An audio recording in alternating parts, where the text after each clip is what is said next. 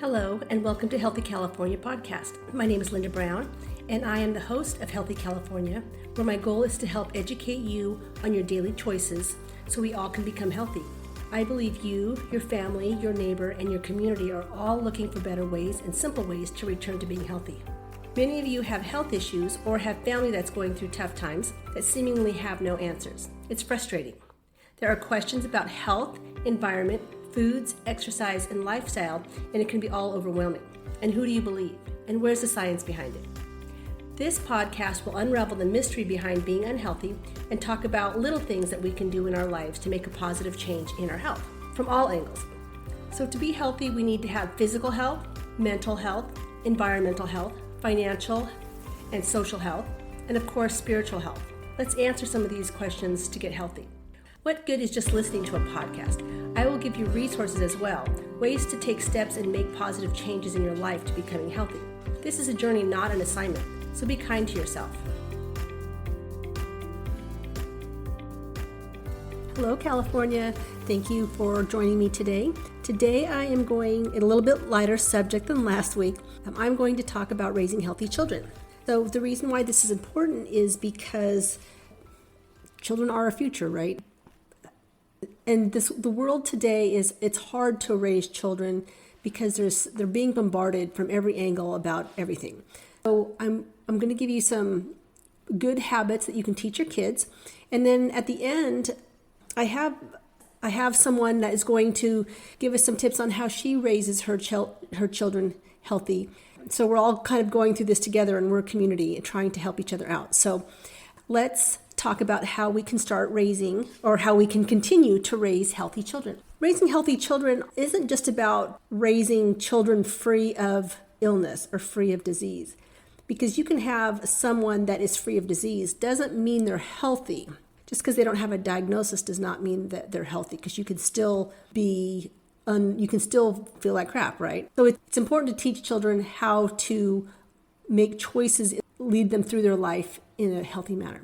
Raising healthy children, we want to build a lifelong habit of making good choices, right? So we want to encourage physical well-being, emotional well-being, mental well-being, financial well-being, spiritual well-being. We want to teach habits of making good choices with food, just everything in life, right? Habits of good sleep hygiene, or just hygiene in general. Teach children why it's important to get regular routine medical checkups, teach them about a healthy amount of screen time. These are all things that the children are just having a hard time with. And so let's go through some of that. And the reason why it's important, in the Bible, Proverbs 22:6 says, "Start children off on the way they should go, and even when they are old, they will not turn from it." So this is about building habits and having a good foundation, because children are going to have temptations. They're going to come across difficulties in the future. We all do. We all will. And how are you going to handle that? So we want to teach them healthy ways to handle difficult situations in the future. So let's start with physical well-being. So with physical well-being, we want to teach lifelong habits that encourage good food choices. And good food choices, the reason why this is important is because right now, there's 1 out of 5 adults are diabetic. I talked about this last week. 1 out of 3 are pre-diabetic, and 80% of those people don't even know it. So, and this is as an adult, but diabetes is absolutely reversible. So as children, why not prevent it? Not grow up as an adult, get diabetes, and then try really hard to get rid of diabetes, to counteract it. But let's teach children ways that they can make choices now that, if they're building a foundation, it's not as hard to build than it is to try to tear things down and then have to rebuild. So now is the time they should be building a good foundation of choices. Good food choices.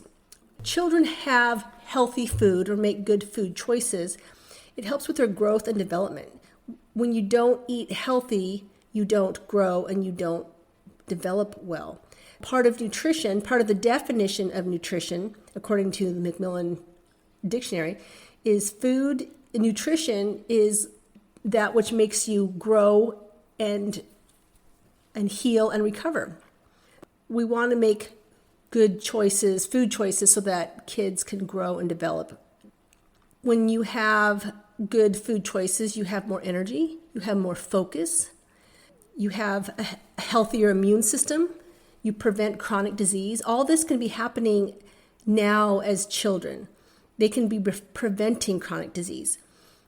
When you have unhealthy food choices, it affects the brain. So right now, 10% of teenagers are on anti-anxiety or antidepressants. 10%, 1 out of 10 children are on medications right now. And I've actually heard that as being more like 25%. I have a reference in my show notes that says 10%. So I'm just going to leave it at that. Either way, that's alarming. To me, that's still alarming that teenagers are medicated. And that could be, I don't want to say as simple as what they're eating, but what you put in your body does make a difference to your brain. Absolutely. When you make good food choices, it also helps you maintain a healthy weight. With children, having a healthy weight prevents disease. It prevents having a healthy weight also gives you more self-esteem. And it just gives you more energy, really, to do the things that kids are supposed to do. They're supposed to be active and being silly, really. And then also part of physical well-being is kind of teaching the difference between good hydration and bad hydration. So we talk about food, but we don't really ever talk about hydration. And hydration is really important because if your cells aren't hydrated, then your body is not going to run efficiently. Teach them the difference between being thirsty and being hungry. Sometimes we think we're hungry when we're really just thirsty. And when you're thirsty, do you grab a water or do you grab an energy drink? Or do you go to Starbucks and get a coffee? Please don't do that. So when you're thirsty, you really should be drinking water, first of all. And then if you're in sports or outside playing, then maybe add some electrolytes to that. And then as far as physical well-being, you want to also encourage good activity choices. When a child exercises, it gives them confidence. And they also burn off energy. And really when children play, and I'm not just talking about just in sports, although sports can be important because it teaches children how to play as a team. But if children are out playing, it instills creativity. And that's important as well. So physical well-being. So now let's talk about emotional well-being. So when you're trying to teach a child good, healthy habits for emotional well-being, you're encouraging open communication. Open communication just means that they can come to you and feel safe and not feel judged for what they want to tell you or what they feel. You want to make them aware of their emotions or feelings. When people become aware of their emotions, it's good because emotions are normal. Emotions are important because emotions tell us what we should be doing. So if we're sad, what are we going to do with that sadness? If we're angry, what are we going to do with that anger? And if we don't know what to do with our emotions, then we end up, either it tears us down from the inside or we end up tearing other people down. Emotions are normal. If you instill in children that emotions or feelings are normal and they become aware of that, then that's part of the process, right? You want to encourage also to participate in problem solving. You want to participate and you want to encourage them to problem solve. So if children are angry, then how do you problem solve through that? How do you deal with the anger? Anger is normal. You don't always have to suppress your anger, but what can you do to resolve the anger? Do you confront it? Do you communicate about it? Do you do breathing exercises to get over it? I mean, these are things you need to work with your children on. And I'm not going to tell you how to do all this stuff. I'm sure as a parent you have read every book out there and seen every YouTube video on everything, but yet here we are still trying to figure out how to raise our children, right? But it's important. It's important to make children aware of their emotions and make them feel safe on expressing it and problem solve through it. If we grow up not knowing how to problem solve our emotions, then we end up suppressing a lot of things, and eventually it's going to come out. If children have feelings, you need to validate their feelings. Just like you do with human beings, with your own coworkers, with your family, with your friends. People have a right to feel what they feel. So validate it. Doesn't mean you have to agree with it, and doesn't mean that it's right or wrong what they're feeling. It's something that just still needs to be validated. Then finally, I think it's important to encourage gratitude. Children need to learn, not even just children, I'm saying children because this is something they can take into their adult life, but teach a habit of encouraging gratitude, positivity, thankfulness. So when was the last time your child learned how to be grateful for something? And I think that's really important because when you're grateful for something, you step outside of yourself because the world doesn't revolve around you. You are in the world. And when you realize that things in the world are happening with you and to you and not just around you, then you start looking at things differently and start realizing that there are a lot of things in life to be thankful for. So that's emotional well-being. So we talked about physical well-being, emotional well-being. What about mental well-being? And there's a difference between emotional and mental. But mental well-being helps children develop resilience and confidence. Teach them that mistakes are normal. Mistakes aren't a failure. Mistakes are a learning opportunity. And many successful people in the world made many mistakes before they became successful. So mistakes are normal. That's important to know because a lot of kids sometimes feel like if they don't do something right, then they're a failure at it. That's absolutely the wrong message. Encourage children to try new things. Step outside of their comfort zone. Build a sense of capability. Sometimes when you step outside your comfort zone, you realize, oh, that wasn't that bad at all. It's good to try new things. So teach them when you try new things and children have a sense of capability, they're capable of doing things, that also develops confidence. Also, so help them develop friendships and respect other people's feelings. So when you have friendships, when kids play together, they develop a relationship where they learn to resolve conflicts. And sometimes they need to learn that on their own. And you can resolve conflicts when you're face to face with someone because you can hear them, you can feel them, you can read their body language. Sometimes there are tears, sometimes there are anger, but it all is part of the process. A part of the process that you can't get when you are texting back and forth or writing an email. A face-to-face contact, conflict resolution is so important to learn as a child. And that is absolutely something they take with them into the future. And it's very important. Teach them it's okay to seek help. Seeking help is not a weakness, it's actually a strength. Because when you seek help, you are taking pride out of the situation and you're like, I can't do this. I can't do this on my own. I don't have the capability. I don't have the knowledge to see this point of view. I need to see this from a different point of view or help me problem solve this. That is absolutely a skill that you can take forward into your adult life. Then what about financial well-being?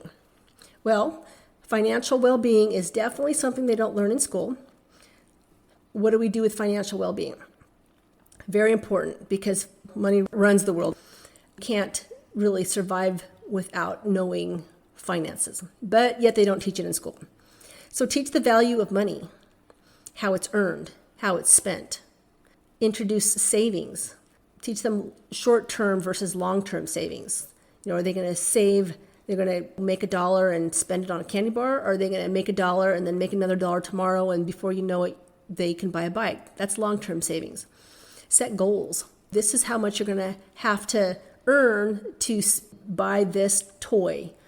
or whatever the case may be. But make goals. Give them a piggy bank.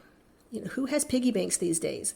Well, piggy bank, you can actually see the money accumulate and grow, and you can actually see where it goes when you spend it.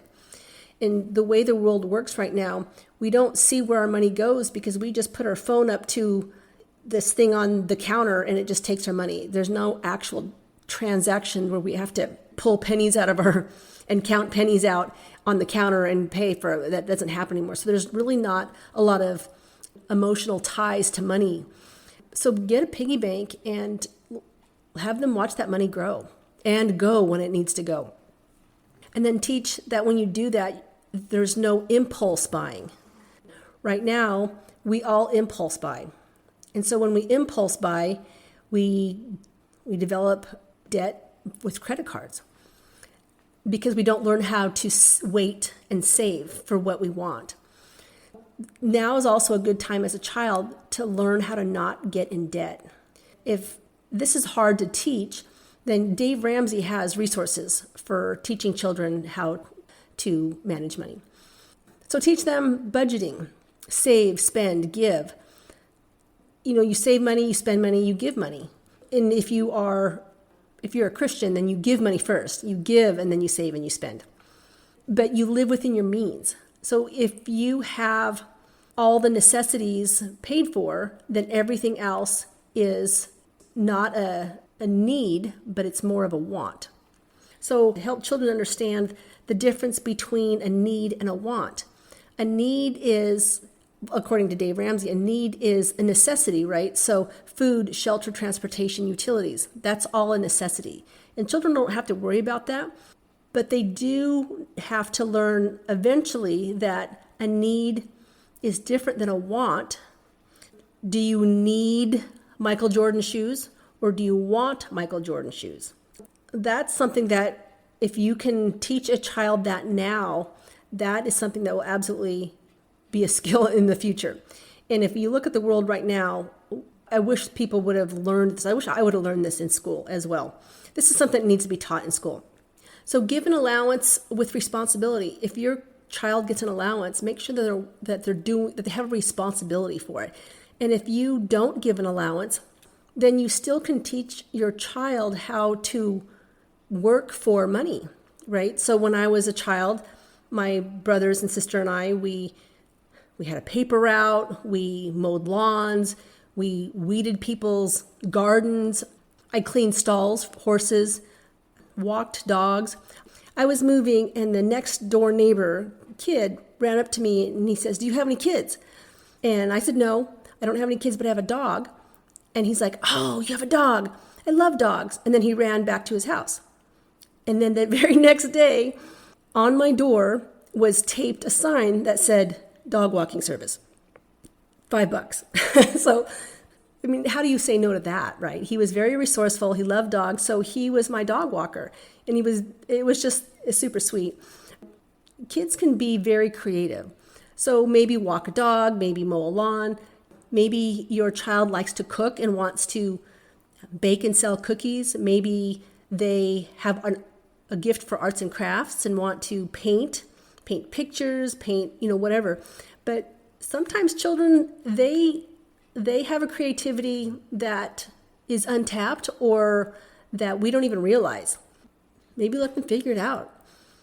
But absolutely teaching children how to be responsible with money, how to make money, how to save money, how to give, it's very important. And then teach smart spending. So what I mean by that is price compare. If you have $10, do you want to buy this $10 item over here? Or maybe wait until tomorrow when it's on sale and you can get it for half price? Or get a coupon and it will be 10% off and you'll have extra money to spend on something else. When we look for houses, as an adult, when we look for houses, we definitely price compare, right? When we look for cars, we price compare. Teaching children to price compare with little things is really important because that's definitely a skill that they can use in the future. And then teach the power of giving. So be generous. When we give, there's that saying, when we give, we receive. That is so very true. I have so many stories on when not even just me, but the people that are just generous in general are just repaid in very many ways, and not always monetarily. Teach children how to be generous. And children don't know the value of money sometimes, so they'll just give away all their money to whoever, whatever. And I just say, let them be generous. And they'll learn maybe that, oh, maybe I shouldn't have given away all my money.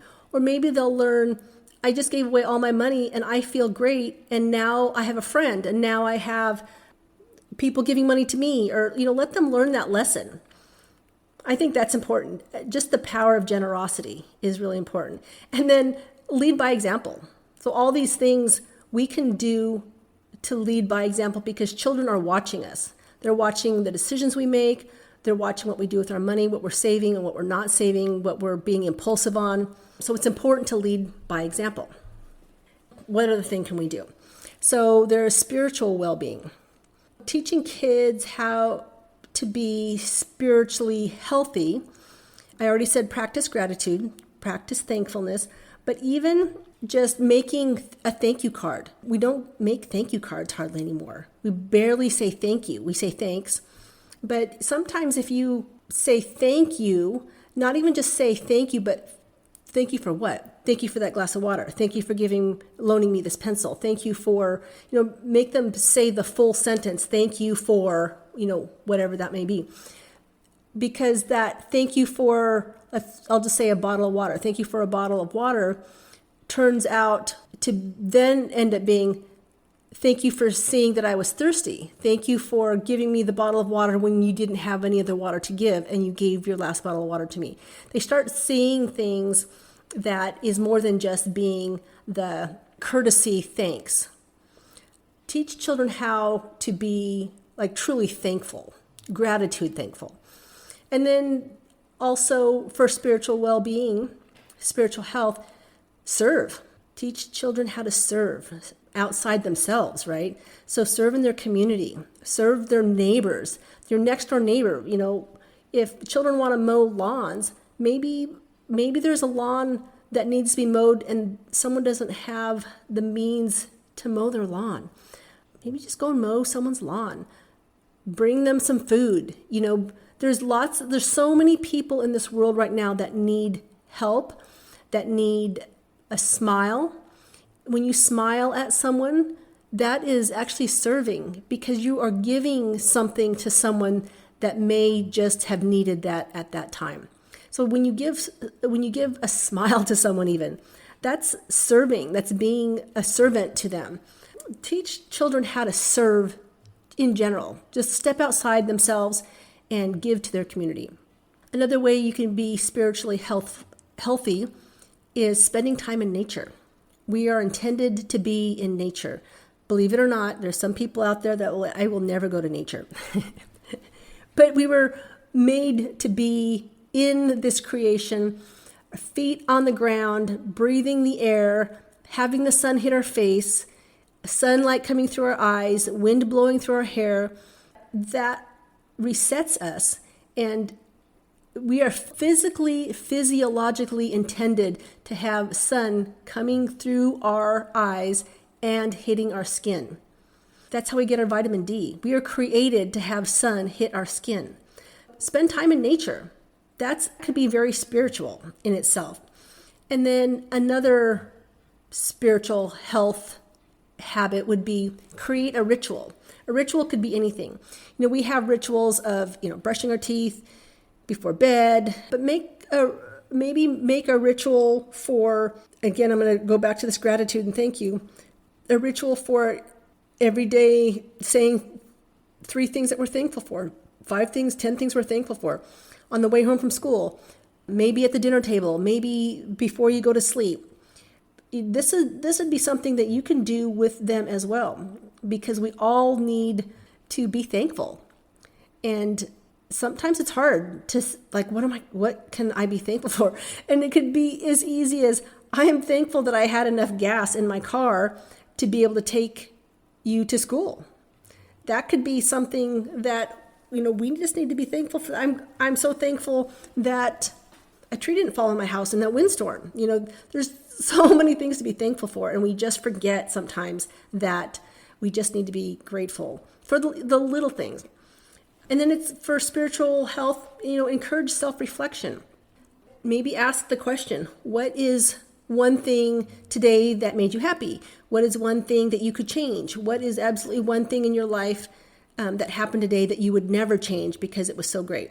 Just kind of looking back and reflecting on what happened through the day or through the week or through the month or for the last year.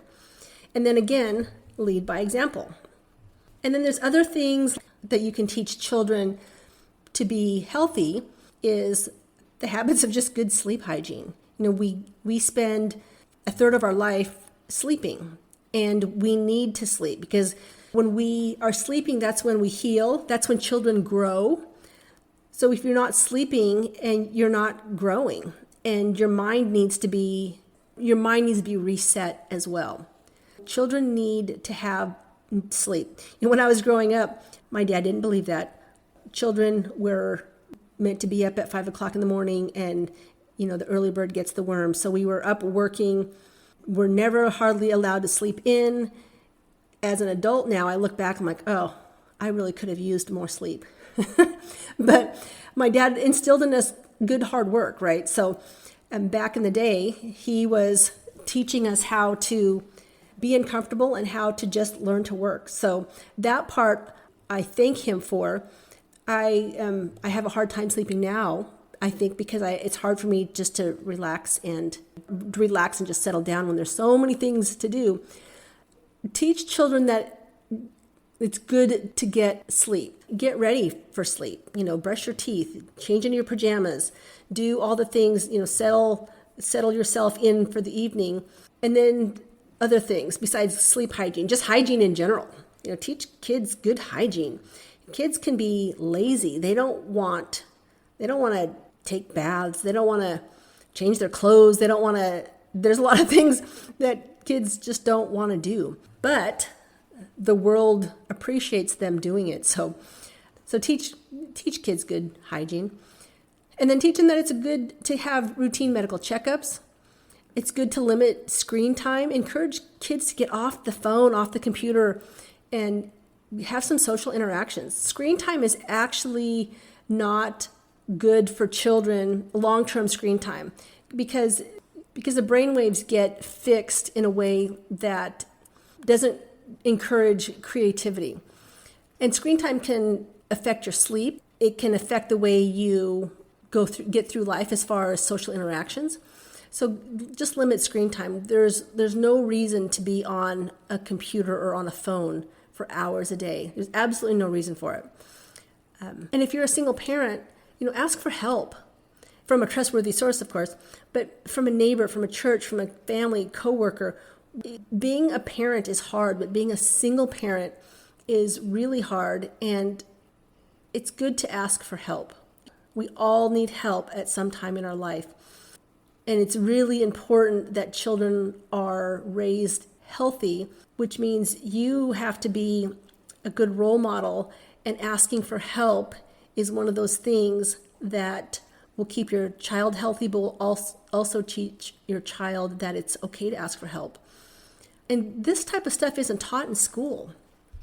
So it's important that you teach your children, just these little techniques. I know that you've read all the self-help books on how to be the perfect parent, but this is just a reminder. I have someone coming on. Her name is Stephanie Alderman. Her and her husband are a powerhouse of a family. They have 4 children. They own a couple gyms, a couple CrossFit gyms, and have a nonprofit organization. And they are go, go, go, go. So I'm picking her brain on what you can do as a parent when you have no time in the day to breathe.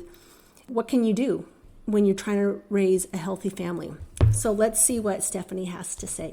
So why don't you tell me, Steph, how do you balance a busy work life? Because you have multiple businesses, you have some nonprofits, you have 4 children. How do you balance your normal day with trying to raise healthy children?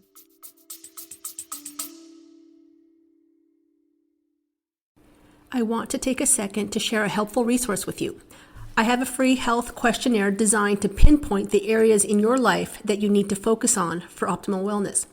If you're interested, simply click the link in the show notes or visit heal-throughfood.com to access it. Now let's dive back into the show.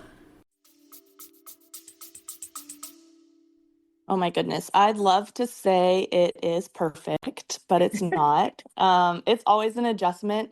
And what's crazy is the second you think you have it under control, something changes and kids are growing and they have new lives. And our oldest is 17, and like even his life is different now than it used to be when I had, everybody kind of packing lunches and running around with me because I do homeschool. And so there's also that element where, then I'm not dropping them off early in the morning and someone else is feeding them and managing their day. I'm also managing their day while they're with me. So it's always been an adjustment. And one of the things that my kids have always done is they've always eaten what we had the night before for dinner. So they don't have Lunchables. They don't have all the crazy things that the school offers, square pizza, things that I ate. They have, steak from last night and the leftover broccoli. And we have this rice pot that we live by. It holds 10 cups of rice and it stays hot for 90 hours, like perfect rice. It's like a sushi restaurant. You just open that bad boy up, and that's like literally what they were raised on. I remember one time I love macaroni and cheese, like that old school Kraft box. I don't know how many times I ate that as a Oh kid, my but somebody gosh, was yeah. like, it's literally cancer causing, Yes. And I'm like, if I know something is literally cancer causing, then why would I feed that to my kids? Right. Yes, I love that. So then how do you prioritize what you're going to, like, how do you choose your battles on what your kids want and what you want when you know that something is cancer causing and you are not going to feed that to them? What battles do you decide that you're going to fight over and not fight over? In the way of food you're talking Yeah, about? or lifestyle or anything. Yeah. It's like it depends on the kid, all my kids are so very different in nature and who they are. And like Mason, the oldest, when he was little, he was harder to feed. And I think part of that was like me as a mom. I was a new mom and I was trying to figure out like what to feed him and the way I wanted to do things. And every kid will eat sweet potatoes easier than they'll eat broccoli. So it was that battle of being like, this is what's for dinner. And that's the kind of parents we've always been. I didn't come up with other options ever. We never made, and we even lived in a home with a family member who different kids got, like they were making multiple meals. And so we just stood that ground with this is what we are going to do. And it got awkward at times. People use you as an example. Well, look at like Mason's eating that and it's very annoying, honestly. But we just kind of stuck to our guns with that. And we went to events and I would let them, if every kid's having donuts, maybe they would get a half a donut, or maybe they would, I'd give them an option. I'd lean over and go, hey, we can have that, or we could do, later when we're watching TV, we'll have ice cream. And or like, and choose like what kind of ice cream you're having, and teaching them about the importance of protein. And being a family who works out, and they've seen some really, I mean, the top athletes in the sport, and we would make funny things and be like, do you want to be, we'd laugh and say, you have to eat your broccoli to be like Skinny Blair, or you have to eat your protein to be like Big Mark, and it's like they want, and as little boys, like there's this idea of like superheroes and they love it. And making them understand that that's actually not a lucky way of being. Those people work for their health and for their fitness, and they saw it like that, and kids will say what they see. And even people are unhealthy and people go, oh, don't say that. And I'm like, they're literally saying what they're seeing. And Right. so teaching them like that, like they're not making good choices, and that's not healthy. And those things cause cancer and those things cause heart disease. You didn't just get unlucky necessarily. You should do the best you can do with the body God's given you. And so for us, it's like maybe I was too harsh, but I felt pretty balanced. None of my kids are I mean, the little ones are still working through figuring out diet and understanding it. And again, they're not all the same. But for us, it was like we didn't really give our kids a choice. They weren't the parent. It was our job to be the parent, and it's our job to teach them to eat well and understand what eating healthy is. Yeah, I love that. I love the fact that you educate them, but you don't necessarily, I mean, they know what ice cream tastes like, and they know what a donut tastes like. They know that what it is, and you don't keep that from them, but you teach them to make healthy choices, and that's going to carry on into the future. Yeah, I absolutely love that. So Yeah. do you have any like non-negotiables? Like absolutely you will not have or do this. I know that you guys go to church and Yeah. kids always go to church. And Hmm. I do know families that are like, well, my kid didn't want to today. And I kind of feel like for you, that's a non-negotiable, like that Yep. absolutely going to happen. So what other non-negotiables do you have for your family that, could be diet, could be lifestyle. What other non-negotiables do you have for your kids? There's not a ton of non-negotiables, I'd say, but if my kids were on this, they'd probably be like, yeah, right. But one of the ones that I think made for healthy kids in this generation is we didn't do electronics. Like our kids didn't have phones till they were older. Even, I mean, our family in the gym, it's really challenging because our girls are so social. So they'll want to talk to anybody and everybody will, and I'm sure that they pry it out of them, but they love handing our kids their phones, which is wild to me. Like you have this little kid and they'll just let them be on their phone. And it usually starts with like, "Do you have a dog?" And then like, "Oh, let me show you pictures of my dog." And then they're like, then before you know it, they've got somebody's phone in their hand and they act like, and it happens with food too. It's so weird.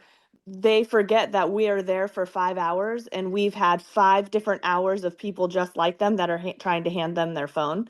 And so I've literally been taking other people's phones out of their hands for 10 years at the gym well, if you go back to Corbin, it's like almost 15 years of saying we don't get on other people's phones. And so I'm like training adults while I'm trying to train my children. Like there's no reason for your phone to be in my kid's hand, period. And so that flows over at home. Like we didn't do phones until our kids started doing like co-op classes. And then Mason had the phone first, the oldest. And, if we weren't around and they needed us, that's what it was. We do a ton of safeguards. So they all have accountability softwares on their phones. One time, a hilarious story with it. Like we get this alert that Corbin's looking at something inappropriate and he's in the bathroom doing a flex off. It's pictures of himself. So People love that you mentioned this. I'm like, what in the world? So it's like, I'm really thankful because what I'm allowing my boys especially seeing on their phones is so important with their mental health and how they view other people in the world that, phones were just it was like a non-negotiable. The girl and each kid was different, depending on their their maturity. Like the girls are like, how old were the boys when they got phones? We want, and I'm like, no, it's not a thing. Like it is a level. It's not an age. It's a level of maturity that you show that Yeah. you need a phone. And And like at your this girls are point, so social too. totally, yeah. And so that flows over to our home. We don't. There's no electronics while the lights are on. So don't ask me to watch TV. They never have watched TV during the day unless you're literally sick or something, and we're like sitting there watching it as a family. But it's or a game, but it's not like, can I go watch TV? We've never done that, and it was hard with one kid, and I know that, and people go, oh, you have 4 kids, so it's easier for them to play, and I'm like, you think they want to play together all the time? Like it's like they stopped asking because that's a way of they couldn't tell time, but they knew. I'm like, is the sun out? And they're like, yes, and then we're not watching TV. Like we don't sit around and watch TV. It's like find something to do, draw a picture, go outside, like move your body, get dirty, and Yeah. so that's always been a non-negotiable to me. We don't give our kids phones in restaurants. We've never done that.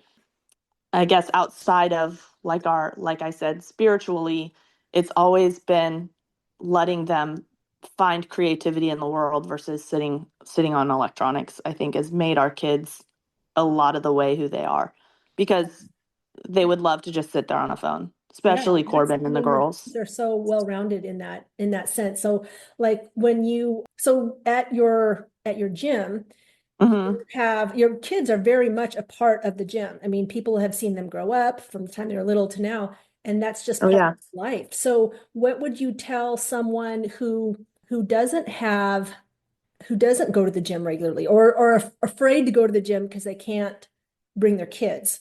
What kind of advice would you give to a parent that uses either that as a reason or maybe as an excuse? So it's interesting because when we started in this fitness world, specifically the CrossFit world, it was not set up for kids. Ben was the oldest guy in the competition always. We were the only people in the circles with kids. In the bigger CrossFit community, the people that kind of were the founders, they all feel like they've seen our kids grow up too, because I would be changing diapers. I was potty training at CrossFit events. Nobody had kids. It's actually how I made friends. I'm like, can you watch these two while I take these two to the porta potty, please? It was just like kind of just how we did it. But the CrossFit world and the gym world has changed so much that you can find gym communities. They're generally more expensive than a Globo gym, but you can find gym communities that are set up now for families. We chose to make our gym somewhere where the music is edited and there's kids space and the coaches don't cuss when they're coaching because frankly that's not professional and you wouldn't expect that at any other professional atmosphere. Why would do you expect it at a gym? And so, there's places now. A lot of these CrossFit people, we laugh. I mean, now they're all starting to kind of have children, and you're seeing them evolve into those spaces. And honestly, their businesses are doing better. So Yeah. I would say find a gym that accepts your family, because the other kind of gyms are the meat market gyms that you don't want to be at anyway, I would say. So, I and love and, your and if you're gym. not, I what's love your that? gym because you have, I mean, people will come in with their stroller and work out while someone else that already did their workout will just sit there and watch their kid. I just think Yeah. it's such a great community of people watching people's kids, and I love that. Yeah, and I love how my kids have like learned to speak to other people. They've learned about other people's profession. I mean, if you're not a part of a church where your kids have the opportunity to sit and talk to someone different than you, then you've got to find somewhere, or you're really just, you're their only sphere of influence, which is great to a point, but you also want them to think and grow and learn and even see wrong and be able to examine that and determine who they want to be, because a good community in a healthy community, what's a better place? I mean, be a part of a cycling club if that's what you do and involve your kids. Be a part of a hiking club and involve your kids. It doesn't mean that I mean, be a part of a camping club Yeah. and involve your kids. Yeah. You signed up to have kids, they should be a part of every aspect of your community, in my opinion. Yeah, I absolutely believe that. And you're right. You're absolutely right when you said you are their sphere of influence. So if you're not showing them what it's like to live a healthy life because you're making that separate from them, they're not going to see that. So it's Yeah. that's great. So you have kids in the community and you have this nonprofit that involves kids in the community. So why is it important for you to get kids in the community healthy? Not just your kids, all the Honestly, kids. yeah. Honestly, it started outside of fitness. So we adopted our daughters, Violet and Piper. They're the youngest. They're twins, and we adopted them. We're like, we've already had kids, so it's super easy to raise kids. And it wasn't. It was super different, and it's still super different. And they're girls, and they're twins, and they're adopted, and so many things about them are different than our boys who are not twins, and they are boys. They act so much different than one another. And so we ended up taking courses over the time frame of a year before adopting the girls, and it was so good for us to actually learn about parenting. And it was different than the way that both of us felt like we had mastered parenting. And so, anyway, we were all plugged in. We adopted our daughters, and we learned so much in that time about the foster program and foster youth and foster kids in California, which is so saturated. It's insane. And most of them are older than 10 years old. I think it's like 49% or 53% is above the age of 10 years old, just sitting in the foster system, waiting for family, you know? Wow. And, you know, you get involved and you're like, there, we have these two babies and you love them so much. And then you're like, there's so many more kids. Yeah. There's so many more people in need. And now my eyes have been exposed. God showed me what's there, and we are kind of like, what else can we do? And you went on the trail run with us, and that's another nonprofit that's very similar to ours, Mhm. not with foster youth, but it's just kids at risk basically out there. And they're a CrossFit affiliated group too. And Ben and I were like, well, what do we have to give, you know? And it was immediately like, well, God gave us this gym, how can we offer it? And during COVID, we honestly, we thought it was going to close because leases were so wild and nobody wanted, you know, our lease was up and we were transitioning and they weren't going to honor our lease. And we were like, oh, this is it. We're closing. And we were like literally preparing to draft the email to let our members know we were no longer a gym. Gosh. And That God would have opened been horrible. horrible, and God opened a way unexpectedly. And the property manager of, you know, the development, it's Mhm. a pretty big development in Natomas, messaged back on vacation and was like, we're going to figure this out for you guys. And we were like, okay. And within 24 hours, Koinonia, a group home, messaged us back and said, we have four homes of kids that we were wondering, you know, finally reached back if they could come to you guys. COVID is taking a toll on them. They're sitting around. It's not good. Um, and we'd love to start bringing them to the gym. And so I guess about 5 years ago now, the first groups of kids came in and we just started working out with them. And it honestly just developed. It wasn't so, it really wasn't our idea in the sense of like, oh, we're going to make this great nonprofit and it's going to work out. It was like, what do we have to give? How can we reach more kids? And so that's what we started doing, is meeting with these kids over and over. And then one of our close business friends and partners in the same space and was like, you guys have got to do something more. Let's do a fundraiser for it. And we're like, and he's not a believer, he doesn't know the Lord, but he was like, we have to do this. So we did this fundraiser where we did a century ride on an assault bike, which, if you don't know what an assault bike is, it's a Oh, bike that continues to oh, give resistance. You never get yeah, exactly. That's that sounds exactly it. miserable. Yeah. So we did teams and we did this century ride, and it was awesome. Like, we met all these people and it was for our nonprofit. And the guy next to us was the head pastor of Jesus Culture, the church here in Sacramento. And he introduced himself and he knew Ben as an athlete. And he was like, I love what you guys are doing. You really should make this a nonprofit. And we're like, yeah, well, we don't have the thousands of dollars, nor we don't know how to do that. And so basically he was like, your nonprofit will come in the mail. My attorneys will do it. And so Jesus Culture actually created our whole nonprofit and it literally showed up in the mail. And we're like, Wow. okay, the Lord opened the door and like we had to go through it. Wow. And then since then, it's just kind of developed, and God's put certain people in our lives that have pushed us and helped us be willing and able to do what we're supposed to do. You know, ideas of, why don't you partner with the church? And then we opened up the location in Woodland. That's a warehouse next to a church that was like, yes, let's do this. And other gym opportunities, opening up the location in Carmichael, and just sitting at the table with the right people has always been how it's continued to grow. And Yeah. yeah, And also it's just you, been and awesome. yeah, and also you being willing to walk through that door. So Yeah. yeah, so you have, so this nonprofit that you have uh, Yes. is called the Overcome Project. Yep. And explain to us what that is and what your purpose is, or what the whole mission behind that is for the community.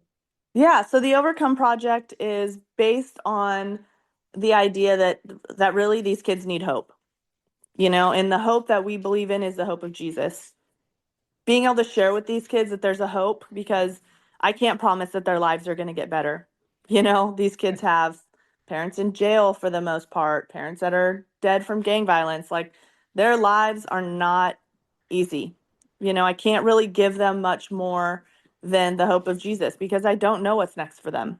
They're probably going to spend their whole life or, you know, their whole childhood in foster care, Mm. which is crazy, you know, group homes, which my heart is broken for that. And so one of the gaps that we saw in their life that I knew kept me on track when I was a kid was sport.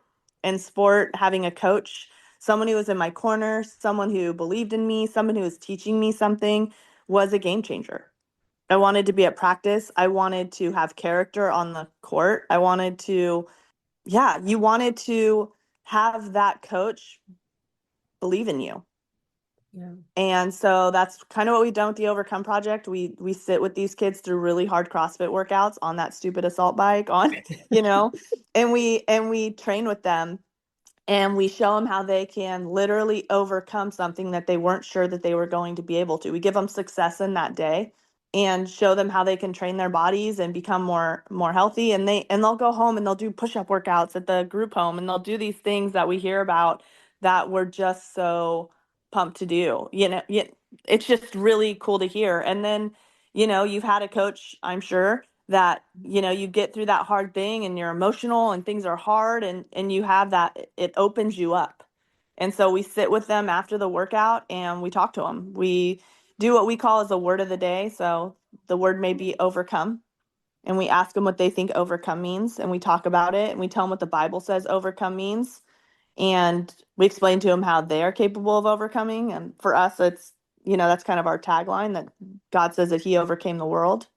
And so, oh, and you have your cool Send Me shirt on. I don't know if the audience gets to see you today, but you're wearing your Oh, you cool can see Overcome shirt. both. Um, yeah, so we sit with them and then we pray with them. We ask them if there's anything that they need to pray for. And last week we had a brand new kid and he sat with Ben, and Ben was like, there was like no words. No one said anything. And he just said, "Will you pray for my dad?" And Ben was like, looked at him and he just cried. He just put his head down and cried. And Ben was like, anything specifically? And he's like, anything, just pray anything. And I was, and like, Oh, it's in those moments that I'm like, thank you, Lord, for putting us here, because no one would ask him. Who's asked him, like, can I pray for you? Why are you hurting? And Ben didn't meet him all but like 1 hour ago. But because they went through something challenging and overcame it, mm, the kid was willing to say something. wow. And so it's just impactful. It's long lasting, impactful for sure. Yeah, and we're working really hard to have our name out there. We've had really cool connections with our gym, which is part of the blessing is that a lot of people support us because they know it's from the gym. Or we have another lady who, Heidi, who works for a billboard company, and they were able to put us up on all these billboards around the greater Sacramento area. And so when these kids, or if these kids get to go home, they can see our billboard and reach out. And we're connected to other gyms that will take those kids in for free. And so just this blessing God's given us, we just want to share it, and we think it gives kids hope. Ultimately, that's why we do it.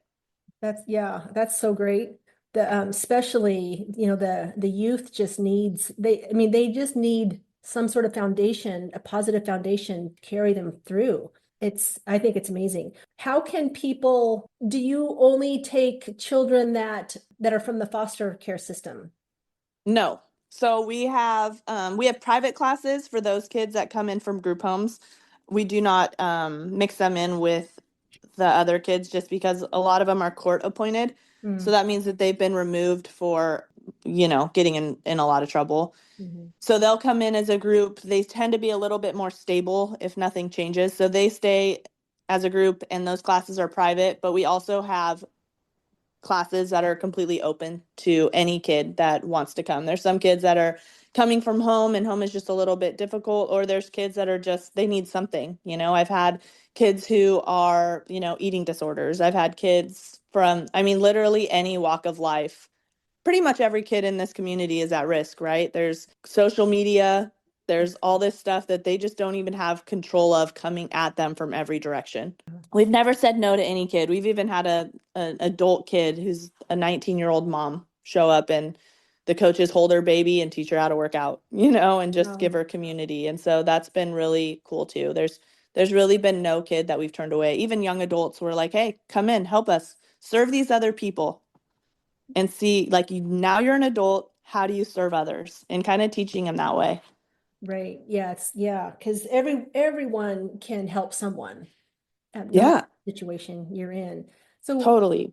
so what your gym, your CrossFit gym's Iron Mile in Natomas, and how would people find you if they wanted to join your club? So the best way to find me personally is Steph Iron Mile on Instagram.